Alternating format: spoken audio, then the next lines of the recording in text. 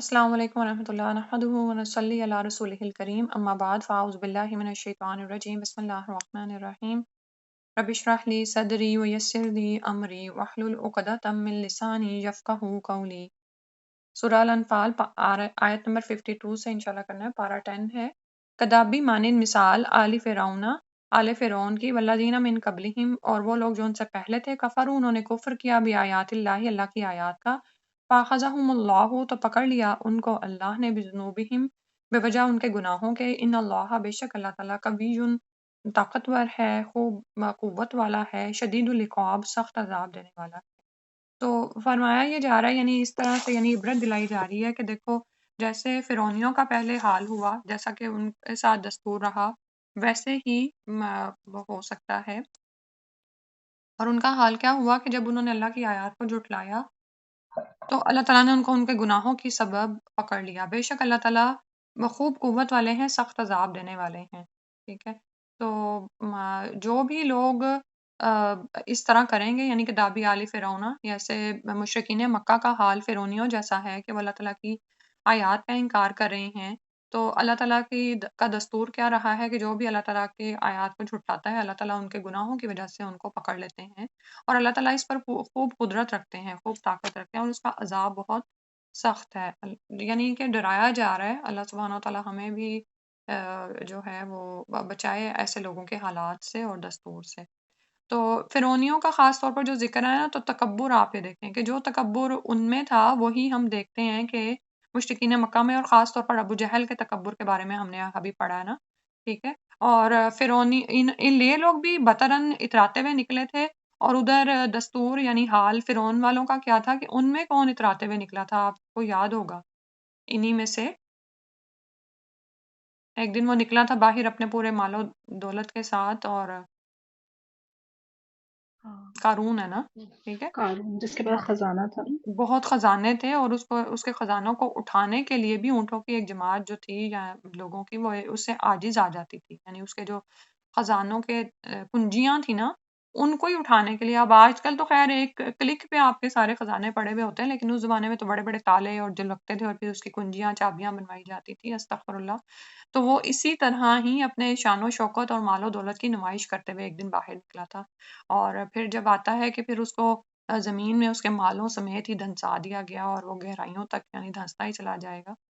استغفر اللہ، اللہ معاف کرے۔ تو مال و دولت کا ہونا یا کسی بھی چیز کا ہونا، نعمتوں کا ہونا کوئی بری بات نہیں ہے، جیسے ابھی آ رہا تھا نا کہ اللہ سے انسان کو عافیت ہی مانگنی چاہیے، اللہ تعالیٰ نے ہمیں نعمتوں میں رکھا ہوا ہے، لیکن اس پر اترانا، اس پر تکبر کرنا، اس پر غرور کہ میں نے اس طرح کر لیا تو میرے پاس یہ چیز آ گئی، کوئی بھی چیز جو بھی نعمت ہمارے پاس ہے اس پر انسان کو ڈرنا چاہیے اللہ تعالیٰ کی پکڑ سے، اور اللہ تعالیٰ کی پکڑ واقعی بڑی سخت ہے، جب آتی ہے نا تو آپ یہ دیکھیں کہ ہم کسی بھی قابل نہیں ہیں، ہم اپنے روٹین کے معاملات کر رہے ہوتے ہیں، ہماری صحت بڑی اچھی ہوتی ہے، ہم خود کو فٹ سمجھ رہے ہوتے ہیں، لیکن ایک ذرا سا بھی کسی ہڈی میں، کسی جوڑ میں کوئی تکلیف آ جائے، یا ایون یہ کہ ہم کیسے اللہ تعالیٰ کی نعمتوں کو کھا پی رہے ہوتے ہیں، استعمال کر رہے ہوتے ہیں، کبھی ہم شکرانہ نہیں ادا کر رہے ہوتے، لیکن وہی پیٹ میں کوئی تکلیف آ جائے تو ہم اس بل کو یا مڑوڑ کو نکال نہیں پاتے، جو اندر ایک یعنی کوئی بھی پیچیدگی پیدا ہو جاتی ہے، استغفر اللہ، اللہ سبحانہ وتعالیٰ معاف فرمائے۔ اور ایک دم ہی جیسے پکڑ آتی ہے، اور پھر بندہ چونکتا ہے کہ بھئی کچھ ہوا، کچھ کیا، تو واقعی گناہوں پہ جو ہے پکڑ آتی ہے۔ پھر اس کے بعد فرمایا ذالکہ یہ بھی ان اللہ کہ بے شک اللہ تعالیٰ لم یکو نہیں ہے مغیرن بدلنے والا، اللہ تعالیٰ نے بدلنے والے نہیں ہے نعمتن کسی نعمت کو، ان اما جو اس نے دی ہو علی قوم کسی قوم کو، حتیٰ یہاں تک کہ یغیرو وہ بدلیں ما بھی انفسہم جو ان کے دلوں میں ہے، وان اللہ اور بے شک اللہ تعالیٰ سمیع خوب سننے والا، علیم خوب جاننے والا ہے۔ تو یعنی اللہ تعالیٰ کی یہ سنت ہے کہ اللہ تعالیٰ جس قوم کو جو بھی نعمت عطا کرتے ہیں وہ اس وقت تک نہیں بدلتا جب تک کہ قوم اپنے طرز عمل کو نہیں بدلتی۔ اللہ تعالیٰ سب کچھ سننے والے، سب جاننے والے ہیں۔ تو اس آیت کے الفاظ بڑے وسیع معنی رکھتے ہیں، یعنی ماں کو جو ہے نا وہ کسی قوم کی خوشحالی پر محمول کیا جا رہا ہے کہ تو اس صورت میں اس کے وہی معنی ہے جو کہ ترجمے میں آ رہے ہیں کہ اللہ سبحانہ تعالیٰ جب تک کہ قومیں اپنے جو ان کے نفسوں میں ہوتا ہے نا اس کو نہیں بدلتی، تو اللہ تعالیٰ ان پر اپنی نعمتیں دیتے ہیں، ان کو عطا کرتے ہیں۔ اور یعنی جب تک کوئی قوم اللہ تعالیٰ کی فرما بردار بن کر رہتی ہے، اس کے حکموں کو مانتی ہے، تو اللہ تعالیٰ کی نعمتوں سے لطف اندوز ہوتی ہے۔ اللہ تعالیٰ ان سے وہ نعمتیں نہیں چھینتے، اللہ تعالیٰ ظالم نہیں ہیں۔ لیکن اس کے بعد کیا ہوتا ہے؟ حتیٰ یغیروا ما بانفسہم، کہ وہ اپنے نفسوں میں ہی اس چیز کو بدل ڈالیں۔ اب وہ کیا ہوتا ہے کہ بعض اوقات انسان اللہ کا فرما بردار نہیں رہتا، کوئی اس کا عمل ایسا ہوتا ہے کہ نعمتیں چھین جاتی ہیں۔ ٹھیک ہے، یہ یاد رکھیں کہ انسان کے گناہوں کی وجہ سے اس سے نعمتیں چھین لی جاتی ہیں، اور بعض اوقات ہم فور گرانٹیڈ اللہ تعالیٰ کی نعمتیں استعمال کر رہے ہوتے ہیں، کوئی شکرانہ نہیں ادا کرتے، کوئی کچھ نہیں، بلکہ الٹا وہی جیسے بھی بات ہو رہی تھی نا، تکبر ہمارے اندر آ رہا ہوتا ہے، اور بعض اوقات نیتوں میں فطور آ جاتا ہے، نیتوں میں بگاڑ پیدا ہو جاتا ہے،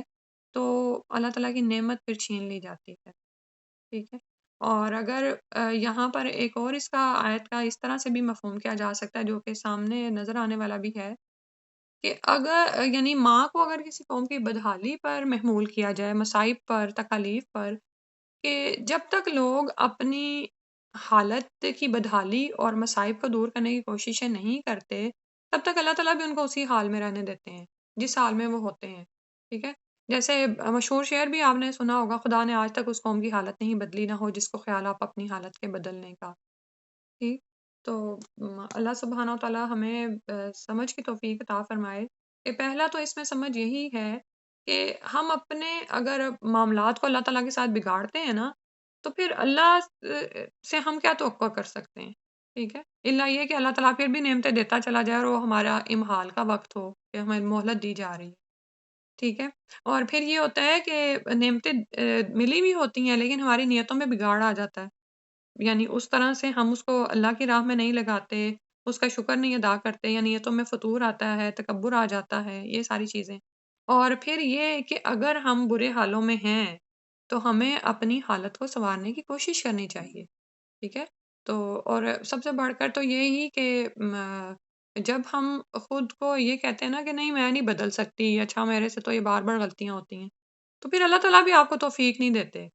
ٹھیک ہے، باقی نعمتوں کی بات تو الگ رہے گی نا، دین کی سمجھ کی بات ہو رہی ہے، کہ جب کوئی شخص خود کو اسی پہ لگا لیتا ہے، نہیں اچھا میرے سے تو اتنا نہیں ہوتا کہ میں ساری نمازیں پڑھوں، پھر توفیق بھی نہیں مل رہی ہوتی۔ بالکل اسی طرح آ، برے حالات آتے ہیں، یعنی رزق کی کمی بھی ہوتی ہے، مختلف چیزوں سے آزمایا جاتا ہے، بیماریاں بھی آتی ہیں، اس میں یہ دیکھا جا رہا ہوتا ہے کہ بندہ کتنی کوشش کر رہا ہے، ہونا تو اللہ تعالیٰ کی طرف سے ہی ہوتا ہے، لیکن کوشش دیکھی جاتی ہے نا کہ کوئی اپنے اس حالت کو سنوارنے کی بھی کوشش کرتا ہے، یا بس وہ اسی حال میں مست ہے۔ اور جیسے اس وقت مسلم امت کو آپ دیکھ لیں، مسلم امت کا یہی حال ہے، وہ اپنی حالت کو سنوارنے کی کوشش بھی نہیں کر رہی ہے، وہ صرف دوسروں پر نکتہ چینی کر رہی ہے کہ فلاں ملک نے بہت ہی خراب ہے اور بڑے کرپٹ ہیں، اور وہ ہمارے ساتھ یہ کر رہے ہیں، اور ہمارے ملکوں میں یہ ہونا شروع ہو گیا، وہ ہو رہا ہے۔ لیکن بنیادی طور پر اگر ہم دیکھیں تو مسلم امت کے اخلاقی بگاڑ کتنا زیادہ ہے، مسلم امت کا یعنی ویسے دنیا کو ایکسپلور کرنے کا بگاڑ کتنا زیادہ ہے، کہ ہم آگے بڑھ کر محنت ہی نہیں کر رہے، جستجو ہی ختم ہوتی جا رہی ہے نا۔ اور پھر سب سے بڑھ کر جو فریضہ ہمیں دیا گیا ہے تبلیغ دین کا، وہ بھی ہماری زندگیوں میں کتنا رہ گیا ہے، تو پھر کیسے دین پھیلے؟ اللہ تعالیٰ نے تو ہمارے ذریعے ہی یہ سب کچھ کرنا ہے نا، اور جب یہ ہوگا تو نعمتیں بھی ظاہر ہے آسمان و زمین کے نعمتوں کے دروازے کھول دیے جائیں گے تم پر، جب تم یہ کام کرو گے، دعویٰ کا کام کرو گے۔ تو پھر اب یہاں پر خاص طور پر یہ دیکھنا ہے کہ جب بھی ہم پر بری حالت آئے تو اس کا شکوہ شکایت کسی پر اللہ سے تو خاص طور پر نہیں کرنا، اور پھر لوگوں پر بھی نہیں دھرنا، بلکہ اپنی حالت کو دیکھنا ہے کہ میں اس کو سنوارنے کے لیے کتنی کوشش کر رہی ہوں۔ اللہ تعالیٰ تو خوب سننے والے، خوب جاننے والے ہیں کہ انسان کن حالوں میں اور کیا کر رہا ہے۔ پھر اس کے بعد فرمایا کدابی آل فرعون، مانند دستور آل فرعون کا، والذین من قبلہم، اور جو ان سے پہلے تھے، کذبوا بآیات ربہم، انہوں نے اپنے رب کی آیات کو جھٹلایا، فاہلکناہم، تو ہلاک کر دیا ہم نے ان کو، بذنوبہم، بوجہ ان کے گناہوں کے،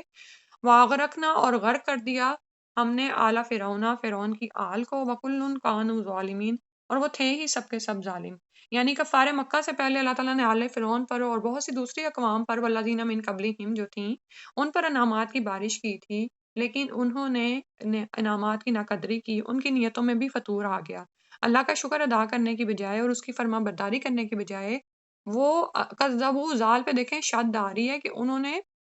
یعنی سختی سے جھٹلایا اللہ تعالیٰ کی آیات کو، اس کی نشانیوں کو، اور نافرمانی اور سرکشی پر اتر آئے کہ نہیں یہ نعمتیں تو ہمارے پاس ہیں، ہم تو خود ہی اس کا ہم اس کے متحمل تھے تو ہمیں یہ دی گئی ہیں، یعنی کوئی اللہ تعالیٰ کی انہوں نے قدر نہیں کی، کوئی اس کا شکر ادا کیا نہیں کیا. تو پھر جب وہ سرکشی میں بڑھتے ہی چلے گئے تو ان کی سرکشی کی وجہ سے، ان کے گناہوں کی وجہ سے ان کو ہلاک کر ڈالا گیا. اور کیسے ہلاک ہوئے کہ آل فرعون کو سمندر میں ڈبو دیا گیا. استغفر اللہ. تو یہ سب قومیں نافرمان تھی، ہلاک کی گئیں. تو یہ جو مشرکین مکہ ہیں یہ کیسے اپنے انجام سے بچ سکتے ہیں؟ وَكُلٌّ كَانُوا ظَالِمِينَ. ظالم لوگوں کا یہی انجام ہونے والا ہے. اللہ تعالیٰ نہیں ایسا کرنے والے، بلکہ یہ اپنے اعمال کو پہنچتے ہیں، اعمال بد کو. یہاں تک تلاوت سنتے ہیں.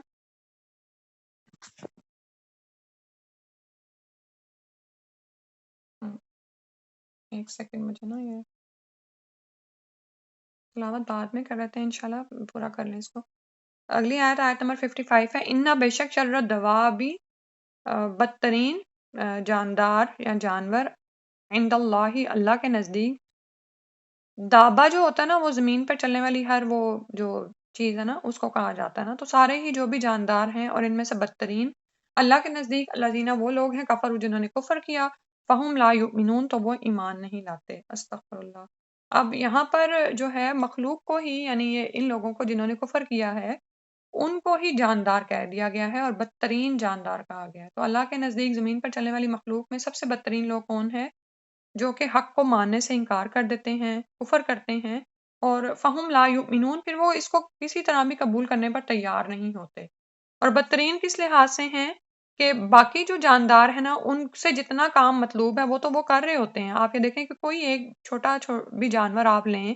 تو اس کو اس کا کام کرنے کی وہی الہام کی گئی ہے، ٹھیک ہے، اور وہ کر رہا ہے. لیکن انسانوں کو جس کام کے لیے پیدا کیا گیا کہ انہیں عقل اور تمیز کی قوت دی گئی اور انہیں ممتاز کرنے کی قوت ملی کہ وہ حق اور باطل میں تمیز کر سکتے ہیں جو عام جانوروں کو نہیں عطا کی گئی. اس کے باوجود بھی اگر وہ حق کو سمجھتے نہیں ہیں، اس کو سنتے نہیں ہیں، اس پر ایمان لانے پر آمادہ ہی نہیں ہوتے تو یہ تمام جانداروں سے بدترین ہیں. اور انہی میں سے فرمایا اللہ زینہ وہ لوگ ہیں، کیونکہ اسم موصولہ ہے نا تو پچھلی بات جاری ہے. آحتہ تم نے معاہدہ کیا منہم ان سے ثم پھر ینقضون وہ توڑ دیتے ہیں عہدہم اپنے وعدے کو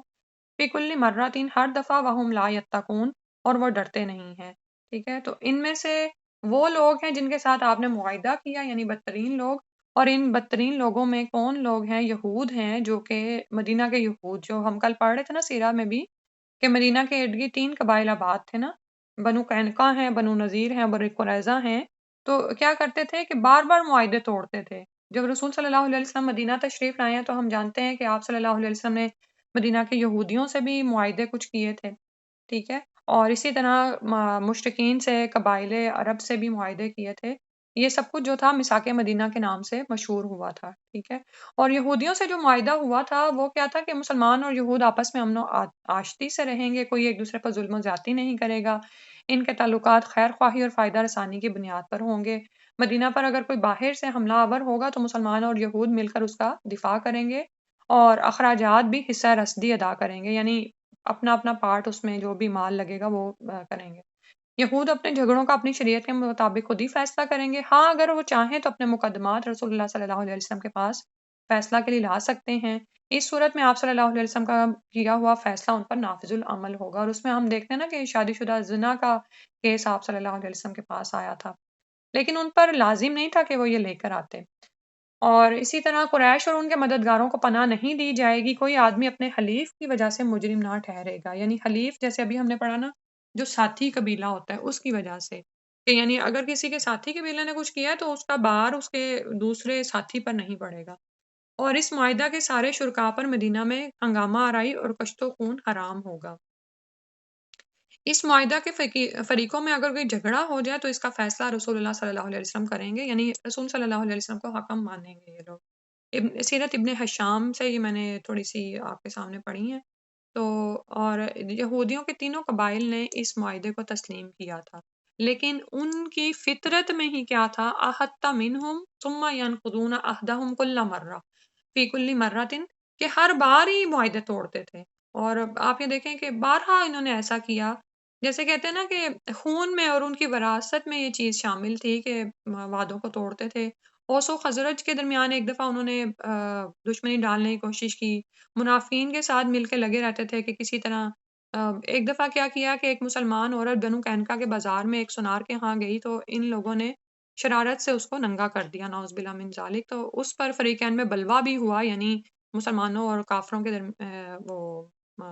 وہاں پر مشرکین کے درمیان۔ تو غزوہ بدر کے بعد کعب بن اشرف خود مکہ گیا اور مشرکین مکہ کو مسلمانوں کے خلاف جنگ پر بھڑکایا۔ اس کا قصہ بھی ہم سیرت میں ہم نے پڑھا ہے، ٹھیک ہے۔ اور پھر اس کو پھر قتل کرنے کا بھی حکم دیا تھا نبی صلی اللہ علیہ وسلم نے۔ ایک دفعہ یہود نے آپ صلی اللہ علیہ وسلم کو چھت سے پتھر گرا کر ہلاک کرنا چاہا، اور وہاں پر اینڈ ٹائم پر وحی کے ذریعے آپ صلی اللہ علیہ وسلم کو مطلع کیا گیا تھا نا، تو آپ چلے گئے تھے۔ خیبر کے موقع پر آپ کو دعوت میں بکری کا گوشت کھلایا گیا تھا، اس میں زہر ملا ہوا تھا، اور اس زہر کا اثر آپ صلی اللہ علیہ وسلم اخیر عمر میں بھی محسوس کرتے تھے، ٹھیک ہے۔ تو ان کے وعدے توڑنا اور ان کی دشمنانہ سرگرمیاں اتنی زیادہ ہیں کہ یعنی بیان سے باہر ہیں، کیونکہ فرمایا عہدہم فی کل مرۃ، ہر دفعہ توڑ ڈالتے تھے اور وہ ڈرتے نہیں تھے، باز نہیں آتے تھے، اور کہ یعنی توڑیں گے تو پھر کیا ہوگا، استغفر اللہ۔ تو انہی کے لیے پھر فرمایا گیا فَإِمَّا، پھر اگر تَثْقَفَنَّهُمْ، اگر تم ان کو پاؤ فی الحربی جنگ میں، فَشَرِّدْ بِهِمْ، تو بھگا دو ان کے ذریعے سے، من خلفہم، جو ان کے پیچھے ہیں، لعلہم، شاید کہ وہ یذکرون، وہ عبرت پکڑیں، ٹھیک ہے۔ تو اب یہود مسلمانوں کے ساتھ یہ سب کچھ کرتے تو تھے، لیکن تھے انتہا درجے کے بزدل، خود سامنے آ کے جنگ نہیں کرتے تھے، ٹھیک ہے۔ اور اور اسی طرح لیکن جب مشرکین مسلمانوں کے خلاف جنگ کر رہے ہیں نا، تو اس وقت آ کے پیچھے سے بڑا ان کو جیسے کہتے ہیں نا ہلا شیری دینا کہ ہاں ہاں آگے بڑھو۔ تو اسی میں پھر یاد رکھیں کہ کہا گیا کہ اب جب یہ جو تمہارے سامنے دشمن آئے ہیں نا، فی الحربی، دشمن کو جب تم جنگ میں پاؤ، تو فَشَرِّدْ بِهِمْ، ایسی مار مارو کہ ان کے ذریعے سے، یعنی ان مشرکین کے ذریعے سے ان کو بھی عبرت ہو جائے جو ان کے پیچھے، ٹھیک ہے۔ یعنی ایسی مار مارو کہ دوسروں کو ہمت نہ ہو ان کو ان کا ساتھ دینے کی، لعلہم یذکرون، شاید کہ یہ عبرت حاصل کریں۔ پھر فرمایا وَإِمَّا، اور اگر تخافن، تمہیں خوف ہو، من قومن، کسی قوم سے، خیانتن، خیانت کا، یعنی دغا بازی کا، فَانبِذْ، تو پھینک دو، الیہم، ان کی طرف، علی سوائن، اوپر برابری کے، ان اللہ، بے شک اللہ تعالیٰ، لا یحب الخائنین، پسند نہیں کرتا دغا بازی کرنے والوں کو، یعنی خیانت کرنے والوں کو۔ اچھا، اب انہی سے جن کے ساتھ تمہارا معاہدہ ہو چکا ہے امن کا، وہ چاہے تمہاری ریاست کے اندر ہے باہر ہے، جن کے ساتھ بھی، تو اگر تمہیں یہ خدشہ پیدا ہو جائے کہ یہ لوگ وعدہ توڑنے لگتے ہیں لینے والے ہیں، تو تم ان کے خلاف کوئی خفیہ کارروائیاں سازش نہیں کرو گے۔ سبحان اللہ، کیسا خوبصورت دین ہے اور اس کی تعلیمات دیکھیں کہ باوجود اس کے کہ آپ کو علم میں آ جائے، جیسے یہودیوں کے بارے میں مسلمانوں کو پتہ چل گیا تھا کہ یہ تو آستین کے سانپ ہیں، کبھی بھی یہ معاہدے پورے نہیں کرتے بلکہ اس کو توڑتے رہتے ہیں، تو یہ نہیں کہا کہ ان کے دھوکے کے بدلے میں دھوکہ دو، ان اللہ لا یحب الخائنین، کہ اللہ تعالیٰ تو دھوکہ دینے والوں کو پسند نہیں کرتے۔ نہ صرف یہ کہ مسلمان آپس کے معاملات میں دھوکہ نہ دیں ایک دوسرے کو، بلکہ جن کے ساتھ معاہدے ہوئے ہیں ان کو بھی دھوکہ نہ دیں، بلکہ اگر تمہیں لگے کہ وہ دھوکہ کرنے لگے ہیں تو تم علل اعلان ان پر واضح کر دو، فَانبِذْ الیہم علی سوائن، کہ ہماری طرف سے تمہارا معاہدہ ہی ختم ہے۔ اس کی مثال یہ ہے، بڑی مشہور مثال ہے، کہ سیدنا عمیر معاویہ رضی اللہ عنہ اور روم میں میعادی معاہدہ تھا، یعنی ایک مدت تک انہوں نے معاہدہ کر رکھا تھا، تو دشمن کی حرکات و سکنات نظر آئیں سیدنا امیر معاویہ کو، تو انہوں نے روم کی سرحد پر فوجیں جمع کرنا شروع کر دیں اور اس انتظار میں رہے کہ معاہدہ کی مدت ختم ہوتے ہی روم پر حملہ کر دیں گے۔ یہ صورتحال دیکھ کر سیدنا انبسا آپ کے پاس پہنچے اور انہیں خبردار کیا کہ آپ کتاب و سنت کے احکامات کے مطابق ایسا نہیں کر سکتے، الا یہ کہ آپ پہلے اپنے دشمن کو اپنے ارادہ سے مطلع کر دیں۔ تو سیدنا معاویہ رضی اللہ عنہ نے اپنی فوجیں پیچھے ہٹا لیں، یعنی اور یہ دیکھیں کہ ایک بادشاہ وقت، یعنی اس وقت کا جو ہے،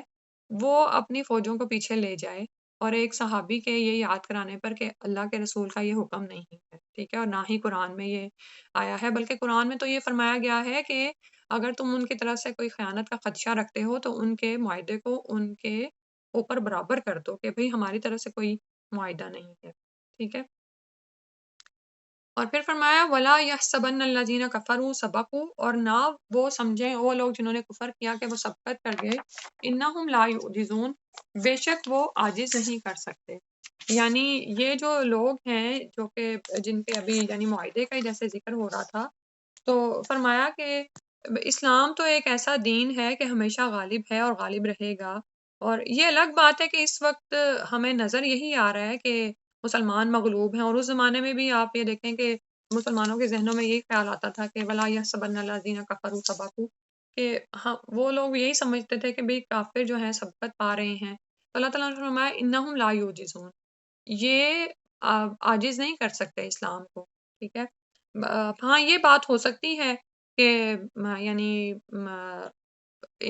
ہمارے ہم مسلمانوں کے پیدا کردہ حالات کی وجہ سے کچھ ایسی سچویشن ہو جیسے اس وقت ہمیں نظر آ رہی ہے، لیکن اسلام کبھی مغلوب نہیں ہو سکتا، حق حق ہی ہے، حق پر باطل غالب نہیں آ سکتا، یا پھر یہ کہ دلائل کی جنگ میں حق کو ہرایا نہیں جا سکتا، ٹھیک ہے، یہ کبھی مغلوب نہیں ہو سکتا، نہ ہی قرآن کہیں شکست کھا سکتا ہے، خواہ مسلمانوں اسلام کے درمیان کے خلاف کتنی ہی مخالفتیں کیوں نہ ہوں، کتنی ہی تنقید کیوں نہ ہو، اور بعض اوقات تو ہم یہ دیکھتے ہیں کہ ایسی مخالفتیں دین اسلام کو پھیلانے کا باعث بن جاتی ہیں، کفر اس پر سبقت کیا کرے گا بلکہ ایمان آگے سے آگے پھیلنا شروع ہو جاتا ہے، ٹھیک ہے۔ تو دنیا کا کوئی مذہب ہو، کوئی امت ہو، جیسی بھی رکاوٹیں وہ ڈال لیں، بے شک وہ تمہیں عاجز نہیں کر سکتے، وہ اسلام کو ہرا نہیں سکتے۔ اور ہمیں کیا کرنے کا حکم ہے وَأَعِدُّوا، اور تیار رکھو لہم ان کے لیے مستطاعتم جتنی تم کو استطاعت ہو، من قوت میں سے، ومن رباط الخیل، اور پلے ہوئے گھوڑوں میں سے، ترہبونا تم دھاک بٹھاؤ بہی ساتھ اس کے، عدو اللہ اللہ کے دشمن پر، وعدوکم اور اپنے دشمن پر، وآخرین اور وہ جو من دونہم ان کے سوا ہیں، لا تعلمونہم تم ان کو نہیں جانتے، اللہ یعلمہم اللہ ان کو جانتا ہے، وما تنفقوا اور جو تم خرچ کرو گے من شیئن کسی چیز میں سے، فی سبیل اللہ اللہ کے راہ میں، یوفا وہ پورا پورا دے گا، الیکم تمہاری طرف، انتم لا تظلمون اور تم جو ہے وہ تمہارا نقصان نہ کیا جائے گا۔ تو یہاں پر جو ہے ہمارے کرنے کا کام کیا ہے وہ بتایا جا رہا ہے کہ ان کے لیے جو بھی تمہاری استطاعت ہے یعنی جنگی میدان میں، اس کے لحاظ سے تم چیزیں تیار رکھو قوت میں سے، اور قوت کا خاص طور پر ذکر آیا ہے، خاص طور پر یہ نہیں کہا کہ تیر تفنگ تیار رکھو، کیونکہ اللہ سبحانہ تعالیٰ کے تو علم میں ہے کہ قیامت تک جو جنگیں لڑی جانی ہیں وہ صرف تیروں پہ نہیں لڑی جانی تھی، بلکہ اس کے بعد جنگی طیارے، راکٹس، ٹینکس اور کیا کیا کچھ یعنی جو بھی توپیں وغیرہ ہیں، اور ایون یہ کہ پانی کے اندر لے جانے والی توپیں بھی بن چکی ہوئی ہیں۔ تو قوت میں سے جو بھی تمہاری استطاعت ہے اس کو تیار رکھو، میرے باطل خیلی، لیکن سوال یہ پیدا ہوتا ہے کہ خاص طور پر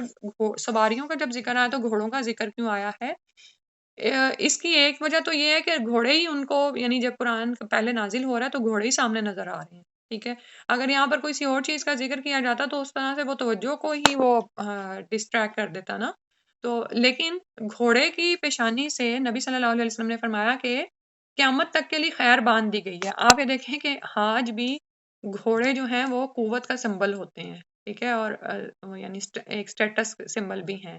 اور پھر یہ کہ بہت سے ایسے علاقے جہاں پر انسان نہیں پہنچ سکتا گھوڑے پہنچتے ہیں، تو سواریوں کا ذکر ہے دراصل کہ سواریوں کو تیار رکھا جائے، اور پھر اس میں جو ان سے تمام طرح کے طیارے، آبدوزیں اور جو بھی جنگی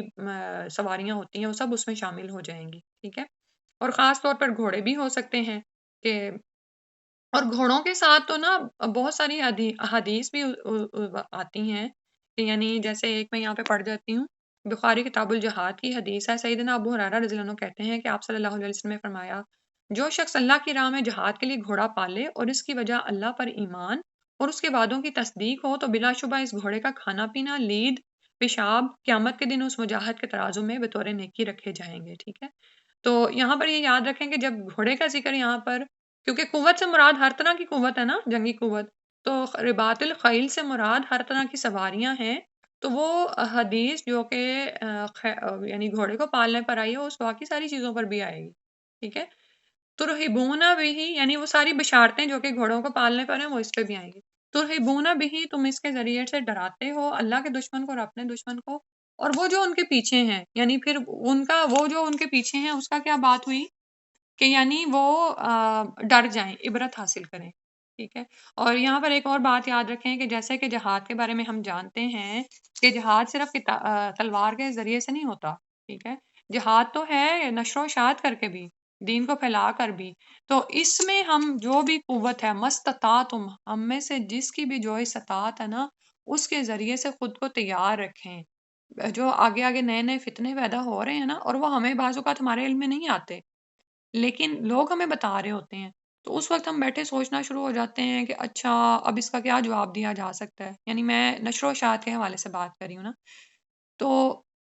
وہ اس کا جواب ابھی سے تیار رکھو۔ وَأَعِدُّوا لَهُم مَا اسْتَطَعْتُمْ، جیسے آپ یہ دیکھیں کہ جب انسان کا اللہ سے تعلق قائم ہو جاتا ہے نا،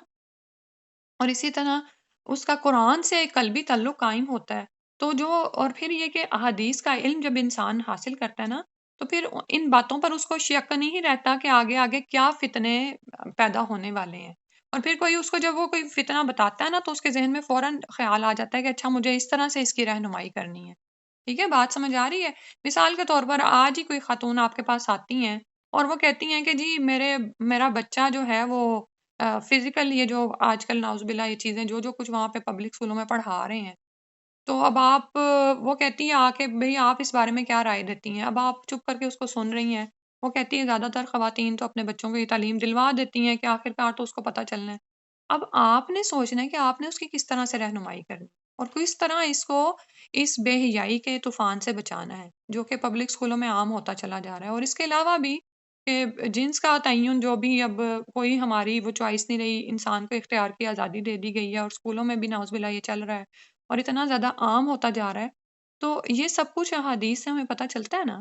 کہ یہ آگے آگے فتنے کھڑے ہونے تھے، ٹھیک ہے؟ تو اب ان احادیث کی روشنی میں آپ کیسے رہنمائی کریں گے جب آپ کے اپنے پاس یہ علم نہیں ہے، ٹھیک ہے؟ تو جتنا آپ حاصل کریں نا اس کو کچھ بھی نہ جانیں، آگے سے آگے مزید تیاری کریں، جتنی آپ میں استطاعت ہے، جتنی میرے اندر استطاعت ہے میں وہ کروں۔ یہ تعلیم میں خود کو بھی دے رہی ہوں، یعنی یہ میں خود کو بھی کہہ رہی ہوں اور آپ سب کو بھی، کہ اگر آپ میں سے جو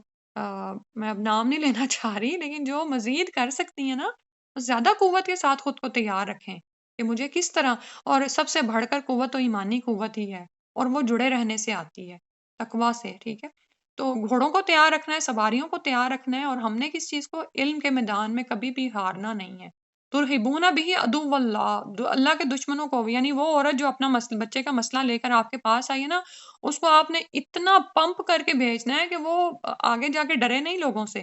کہ وہ لوگ جو اس کو کہہ رہے ہیں کہ نہیں نہیں یہ تعلیم تو آج کل کی ضرورت ہے، دلوا لو اپنے بچوں کو، وہ اتنی مضبوط ہو جائے کہ دوسروں کو جا کے سمجھا سکے، ٹھیک ہے؟ لا تعلمونہم، پھر فرمایا کہ تم ان کو نہیں جانتے کہ کون کون تمہارے دشمن ہیں، اللہ یعلم، اللہ سبحانہ تعالیٰ ان کو جانتا ہے۔ پھر فرمایا کہ جو کچھ بھی تم اللہ کی راہ میں خرچ کرو گے، اللہ تعالیٰ تم کو پورا پورا بدلہ دیں گے، اور وانتم لا تظلمون، تم ظلم نہیں کیے جاؤ گے۔ اچھا بعض اوقات یہ ہوتا ہے کہ جیسے ابھی میں نے آپ کو کہا کہ مزید علم حاصل کرنا شروع کر دیں، تو آپ کے ذہن میں یہ خیال آتا ہے کہ ابھی تو میں کسی کو سکھا ہی نہیں رہی، اتنا علم سیکھ کے تو اپنے پاس رکھ لوں۔ نہیں، یہ نہیں ہوتا۔ ہر چیز کی بنیاد جو ہوتی ہے نا وہ کام آتی ہے، وہ بنیاد بعد میں نا وہ جو جڑیں ہوتی ہیں نا نظر نہیں آ رہی ہوتی۔ مثلاً ایک درخت ہے نا پھل دینے والا، بہت پھل دے رہا ہے، لیکن اس کی جڑیں کسی کو نظر نہیں آ رہی، کسی کو یہ نہیں پتا چل رہا کہ بیج کب ڈالا گیا تھا اور اس کو گرو ہونے میں کتنے سال لگے۔ بالکل اسی طرح اپنے آپ کو ایک پودے سے اگر ہم تشبیہ دیں، اور تو ہم اپنے اوپر جتنی زیادہ محنت کر رہے ہیں نا، اور بہت سی ایسی چیزیں ہیں جو زمین میں جاتی جا رہی ہیں، اوپر نظر نہیں آ رہی، کسی کو نہیں پتا چل رہا کہ آپ کتنی محنت کر رہے ہیں، اور آپ نے جب کسی کو آپ نے پڑھانا ہے نا، تو ہو سکتا ہے صرف 15 منٹ میں یا 2 منٹ میں آپ کسی کو بات سمجھا کے فارغ کر دیں، لیکن ان 2 منٹ کے پیچھے جو آپ کی ایفرٹس ہیں، جو آپ کا علم ہے، جو آپ کی گہرائی ہے، وہ تو اللہ تعالیٰ کی نظر میں تو ہے نا۔ تو جو بھی کچھ تم اس راہ میں خرچ کرو گے، چاہے وہ مال ہے، صلاحیت ہے، کوئی وقت ہے، تو اللہ تعالیٰ پورا پورا کر کے تمہیں لوٹائیں گے اور تم ظلم نہیں کیے جاؤ۔ پھر اس کے بعد فرمایا وَإِنْ، اور اگر جناحو وہ جھکیں للسلم، صلح کی طرف، فجنا تو صلح کر لو، لہا اس کی طرف، وتوکل علی اللہ، اور اللہ تعالیٰ پر بھروسہ کرو۔ انہو، بے شک وہ ہوا السمیع العلیم، بے شک وہ بہت سننے والا، بہت جاننے والا ہے۔ اور پھر بھی اللہ تعالیٰ سبحان اللہ کتنے مہربان ہے، فرمایا کہ اگر ان میں سے کوئی صلح کی پیشکش کر دے اور وہ کہہ دے کہ بھئی ہم نے صلح کرنی ہے، تو پھر ان کی طرف جھک جاؤ، اور پھر اس وقت پھر یہ نہ ذہن میں لاؤ کہ اب یہ ہو سکتا ہے ہمیں دھوکہ ہی دے رہے ہوں، کیا کرو، اللہ پر توکل کرو، بے شک اللہ تعالیٰ خوب سننے والے، خوب جاننے والے ہیں۔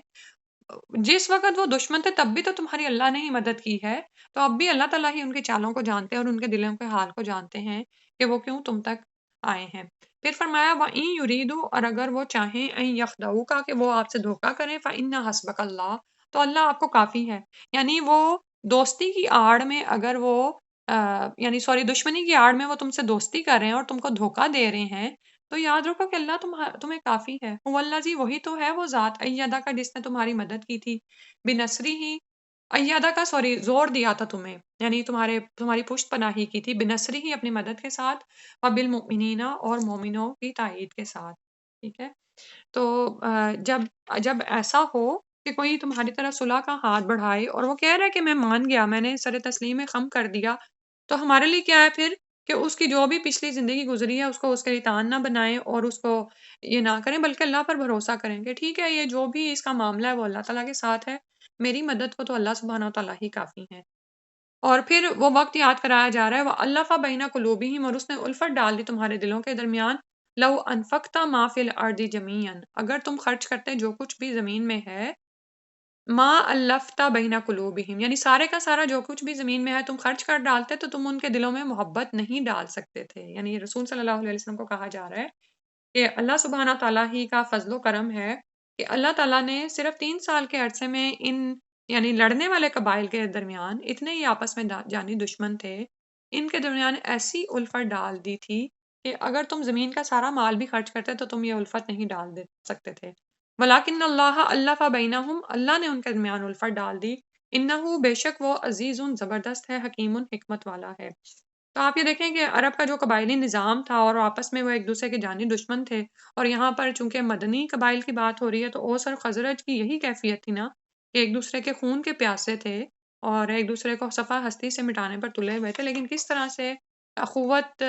میں جمع ہو گئے، اور نہ صرف یہ بلکہ مہاجرین کے ساتھ انہوں نے جو اخوت کا یعنی بھائی چارہ قائم کیا، سبحان اللہ۔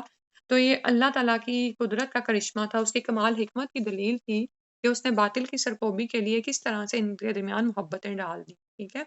تو یہ دراصل ایک مرکز ہوتا ہے، قرآن ہی وہ مرکز ہے کہ جس کے ذریعے سے آپ، یا یہ کہ اللہ کا نام وہ مرکز ہے کہ جس کے ذریعے سے انسانوں میں محبتیں اور الفتیں پیدا ہوتی ہیں۔ ٹھیک ہے، اور پھر جب یہ الفت پیدا ہوتی ہے نا تو پھر اپنی ذات کو پھر پیچھے کرنا پڑتا ہے۔ ٹھیک ہے، اللہ تعالیٰ خوب زبردست ہیں، حکمت والے ہیں۔ پھر فرمایا یا ایھا النبی، اے نبی صلی اللہ علیہ وآلہ وسلم، حسبک اللہ، کافی ہے آپ کو اللہ، فمن اتبعک، اور وہ جنہوں نے پیروی کی آپ کی، من المؤمنین، مومنین میں سے۔ تو اللہ سبحانہ و تعالیٰ کافی ہیں آپ کے لیے اور ان مومنوں کے لیے جو آپ کے حکم پر چلتے ہیں، اللہ تعالیٰ ہی آپ سب کو کافی ہیں۔ تو یعنی آپ یہ دیکھیں کہ جب انسان اللہ سبحانہ و تعالیٰ کے احکامات پر عمل کرتا ہے اور رسول صلی اللہ علیہ وسلم کی پیروی کرتا ہے تو یہ سب کچھ کافی ہے، چاہے تعداد تھوڑی ہی کیوں نہ ہو۔ ٹھیک ہے، تو اللہ پر توکل دراصل یہی ہے۔ ٹھیک ہے، اب انشاءاللہ تلاوت میں کر لوں گی، آپ اسی میں نا آپ لوگ چاہے میٹنگ یہ تلاوت آیت نمبر 52 سے انشاءاللہ سنتے ہیں۔ كدأب آل فرعون والذين من قبلهم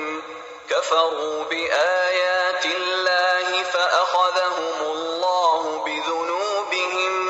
إن الله قوي شديد العقاب ذلك بأن الله لم يك مغيرا نعمة أنعمها على قوم حتى يغيروا ما بأنفسهم وأن الله سميع عليم كدأب آل فرعون والذين من قبلهم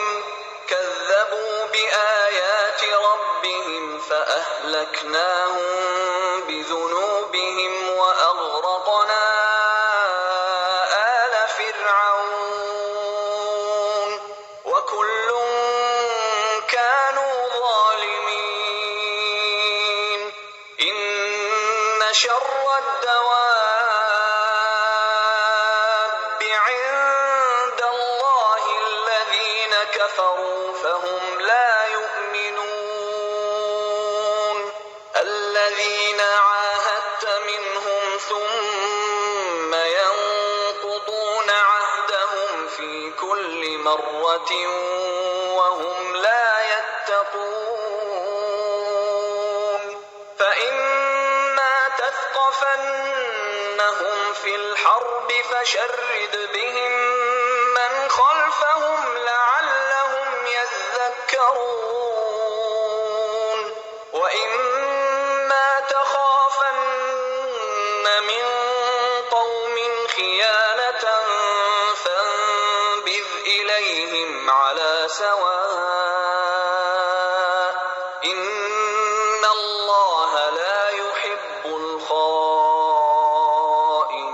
الخائنين ولا يحسبن الذين كفروا سبقوا إنهم لا يعجزون وأعدوا لهم ما استطعتم من قوة ومن رباط الخيل ترهبون به عدو الله وعدوكم وآخرين من دونهم لا تعلمونهم الله يعلمهم وما تنفقوا من شيء في سبيل الله يوفى إليكم وأنتم لا تظلمون وإن جنحوا للسلم فاجنح لها وتوكل على الله إنه هو السميع العليم وإن يريدوا أن يخدعوك فإن حسبك الله هو الذي أيدك بنصره وبالمؤمنين وألف بين قلوبهم لو أنفقت ما في الأرض جميعا ما ألفت بين قلوبهم ولكن الله ألف بينهم إنه عزيز حكيم يا أيها النبي حسبك الله ومن اتبعك من المؤمنين سبحانك اللهم وبحمدك نشهد أن لا إله إلا أنت نستغفرك ونتوب إليك. السلام علیکم ورحمۃ اللہ.